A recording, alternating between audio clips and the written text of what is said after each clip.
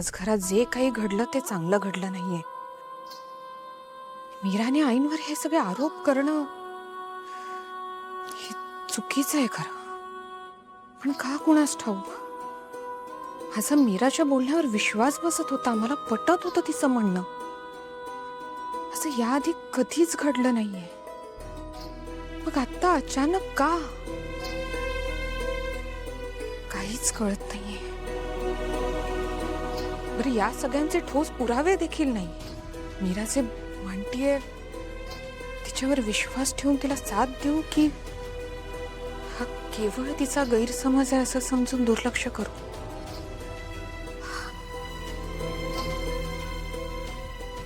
असो, वेदा झोपली असेल, तिला बघून येते एकदा. आजच डाउनलोड करा आणि तुमच्या आवडत्या मालिकांचा आनंद लुटा.